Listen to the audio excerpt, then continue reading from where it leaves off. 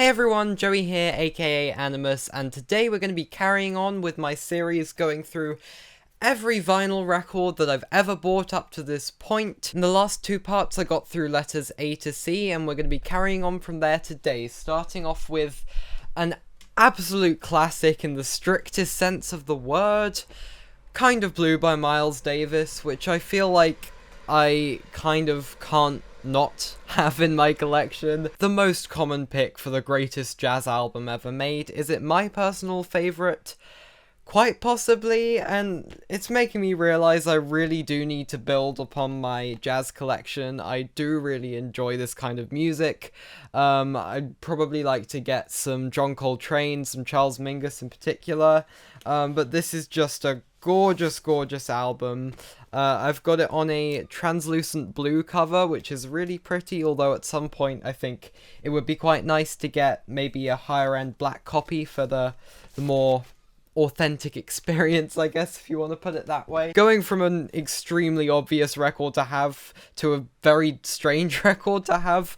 Dan Deacon is a name that you might recognize from some of his more popular later work, probably. This is one of his very early albums, which I actually picked up for £2 at a car boot sale, weirdly, because I recognized the name. I saw it sealed. It had the label of like experimental noise and colored vinyl, which had me intrigued. This album is absolutely bizarre and unlike any of the later stuff I've heard, so I think I need to get back to you on how I actually feel about it, because I'm not quite sure yet. One disc is a green marble and the other is an orange marble, so that's very nice anyway. I hate paper inners. Yeah, we don't talk about that. And then an album I absolutely do not need to decide my opinion on. Djrum or Djrum, or however you pronounce that. Portrait with Firewood, which has got to be one of the most underrated electronic albums of the past 5 years, in my opinion. An absolutely gorgeous, beautiful, hard-hitting, creative blend of modern IDM styles with contemporary classical music.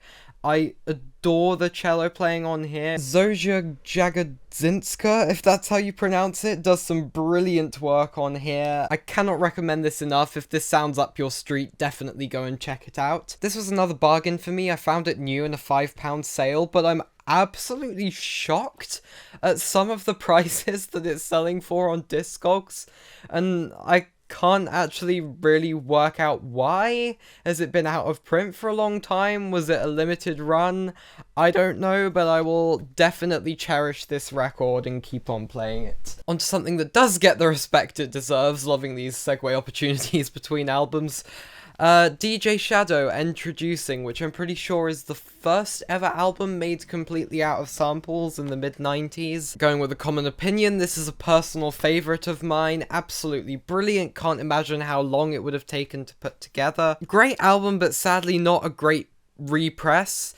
The sound of this album to my ears on this copy I've got here is so massively imbalanced that I've got to like boost the treble on my amp all the way up and the bass all the way down until it sounds right to me, which is really weird. At that point it's okay, but I might try and get an original pressing maybe if I have the money, or a recent half-speed master I saw they did, but still excellent music there. I've got some records from Thomas Dolby here, who I think is a very underappreciated artist for how many creative things he did with the synth pop genre. I have here his debut album, The Golden Age of Wireless, which is probably my favourite of his. Not a single like remotely bad or average track in the bunch here. Everything has excitement and presence and punch. One of the loudest mastered records probably in my whole collection here. Strangely, I actually have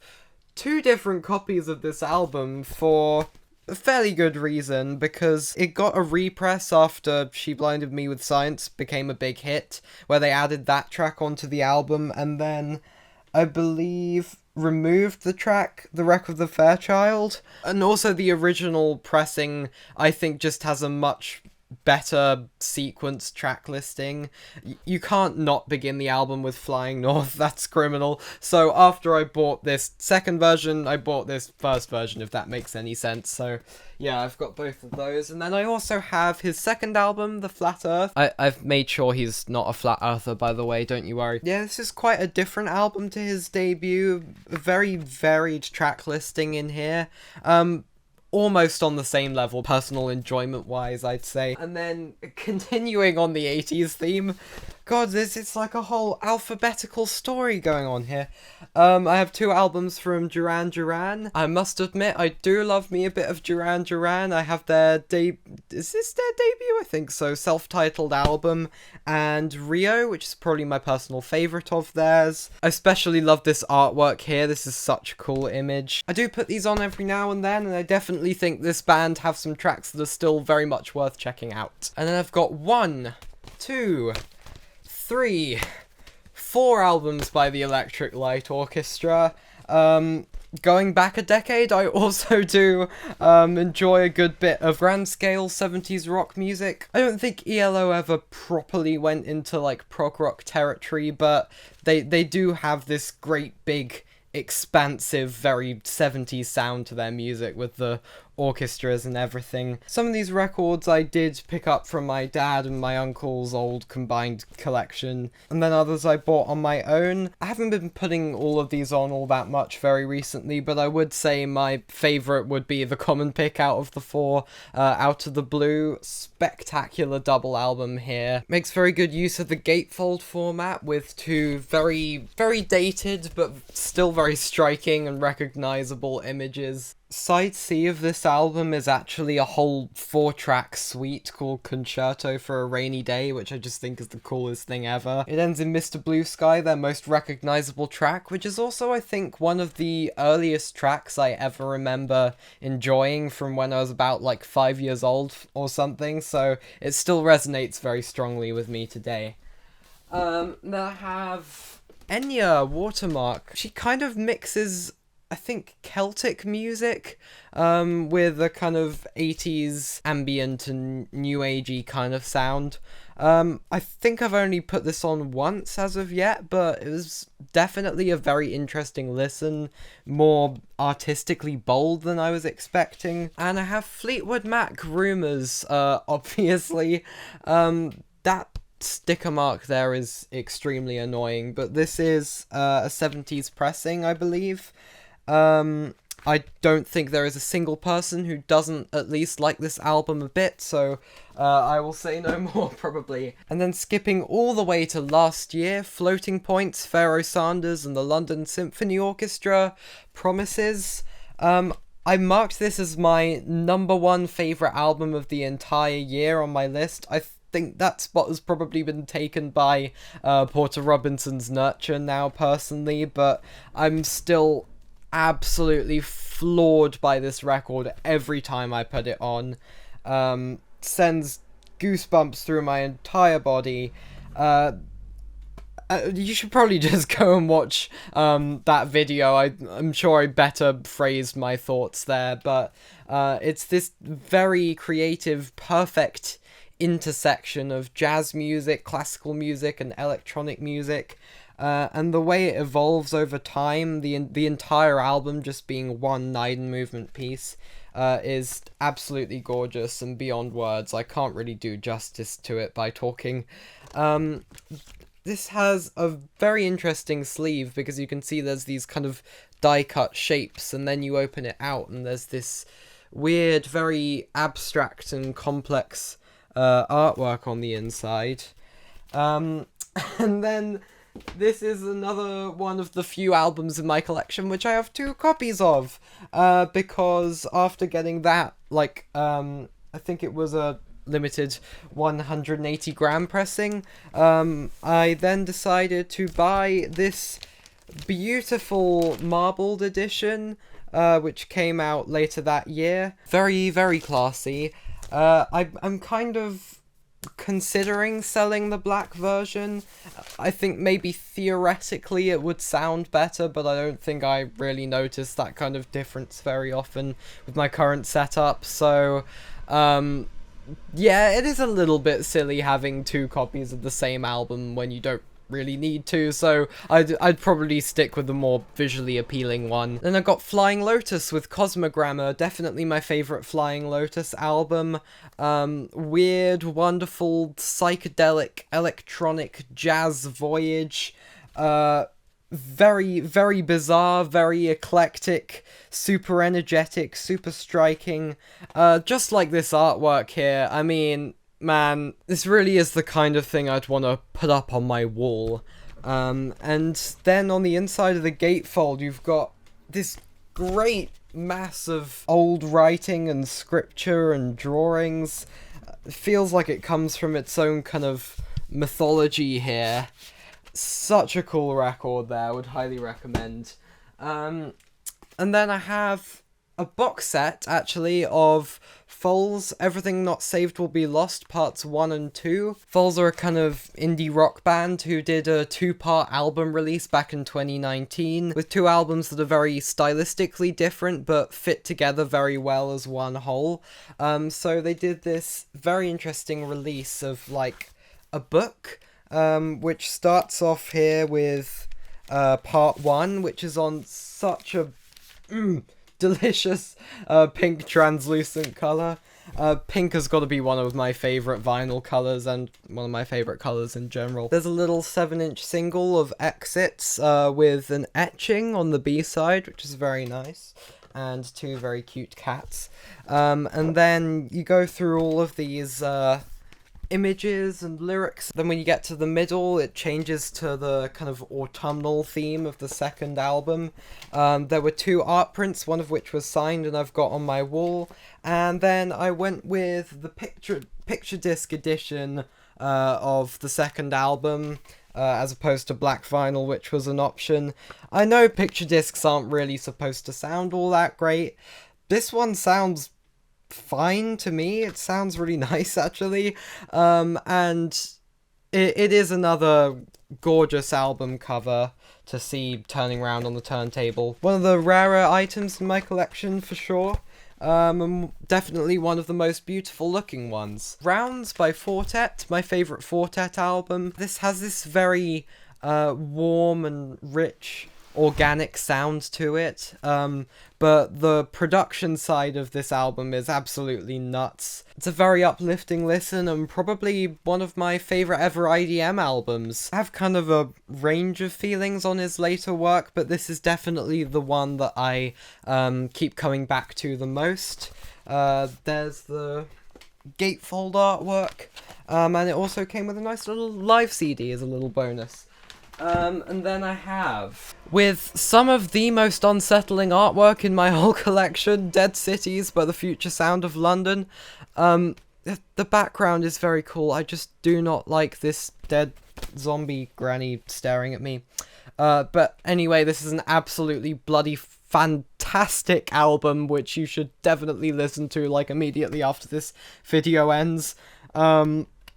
I rave about this a lot. I know people often hold up Life Forms as their best work, but for me it's kind of I'm kind of torn between that album, this one, and the Isness, so I definitely like to get those two, but this currently is my only Future Sound of London record in my collection. These great, expansive, dystopian, psychedelic soundscapes, which sound so cool over my vinyl system cranked up to, like, maximum volume. This is a recent heavyweight repress, which I think they handled very well.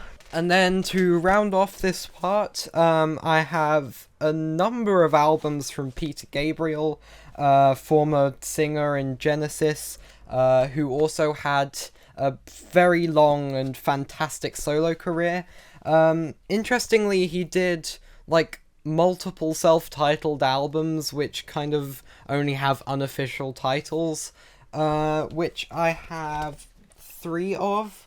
I think it's 1, 2, and 3 that I've got. There's the first, which is one of his more conventional sounding albums, I guess, but still has some of his eccentricities shining through, and contains the absolute masterpiece Salisbury Hill, which is probably his most recognizable track. Peter Gabriel 2, aka Scratch, where he began to kind of expand into some more eclectic styles and come into his own a little bit, I think. And Peter Gabriel 3, aka Melt, which might be my personal favourite album of his, potentially. This album takes no prisoners and goes outrageously hard, and is probably the album of his I'd most recommend to people. But alongside So, this came out in 1986 and is probably his most recognisable album. Red Rain is without a doubt one of my favourite tracks of his. Sledgehammer, Don't Give Up with Kate Bush, which is like a dream collaboration. Definitely highly recommend that as well. I also have Peter Gabriel Plays Live, which is a great double album, and annoyingly one half of his soundtrack album Passion, which my dad bought as another big fan of the guy at a record fair. I haven't put this on yet, I'm looking forward to listening to it, but it's kind of infuriating that we only got sides A and B and weren't informed on the sleeve. And actually, I've kind of sped through this part of the series, I think, so why don't we go for one more big un right here. The most expensive item in my entire collection, this great, chunky, humongous box set by Gas, or Wolfgang Vogt, who is probably one of my favourite ambient artists ever. I've just recently got into his music, and it kind of holds a special place in my life. I feel like his music takes me to a place in my mind which I can rarely reach through any other music. It's these layers and layers of classical samples and drones and crackling and thudding beats that just kind of become more than the sum of their parts and make something that feels organic and hypnotic and very psychedelic, where you can listen to something for a good 10 minutes and still suddenly be picking up on new details that you didn't notice before. And so I think it's very fitting and very cool that basically all of the albums and their artwork are themed around the forest, which makes this box set a very beautiful item in a collector's eye. Starting off here with his debut, Zauberberg, which is probably his most eerie and unnerving record at points as represented by this artwork, but still has such a unique beauty to it. And this is one of 3 albums in the set, which come on a whole 3 LPs, because these are often very long albums with tracks that stretch on for an entire side. Got these inner sleeves where you can just see his name kind of in the middle. I don't know if I'm a huge fan of all the labels just being black and white images. It's cool enough, but also it's quite disorientating because you actually have to look at the run-out etching to find out what side you're on, but maybe that was just an artistic decision of his, making you feel like you're getting lost in the forest. Then we've got Königsforst, which is a slightly more warm and vibrant listen, though I'd say all of his albums kind of have the same core appeal and fit together very well as a greater whole, which is part of what makes this box set so great. And Pop, which is probably his best known album and my personal favourite of his. God, I cannot describe to you how utterly gorgeous this thing is. Without a doubt his most luscious and ethereal listen, probably his most accessible album and a good entry point to his music. But again, I feel like this is the kind of album you'll still find new things in like 5 years down the line. Probably my favourite way to listen to his stuff at the moment is just sitting down on a beanbag with headphones on and closing my eyes and drifting away. It's like the best way I can find to get close to meditating. And then Octember, which is kind of like a shorter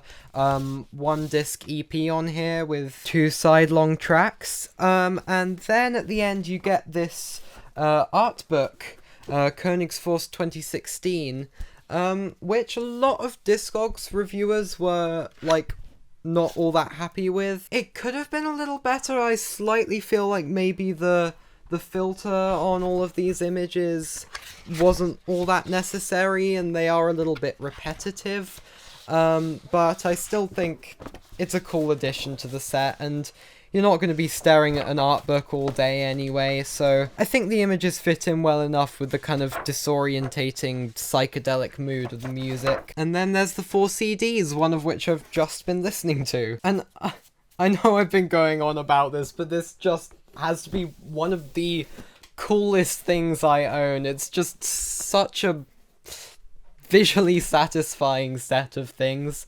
and like some of my favourite music ever made, probably. And I think that's a nice place to finish off this part of my vinyl collection series, so hope you enjoyed this video, and I'll see you soon in the next one. Bye!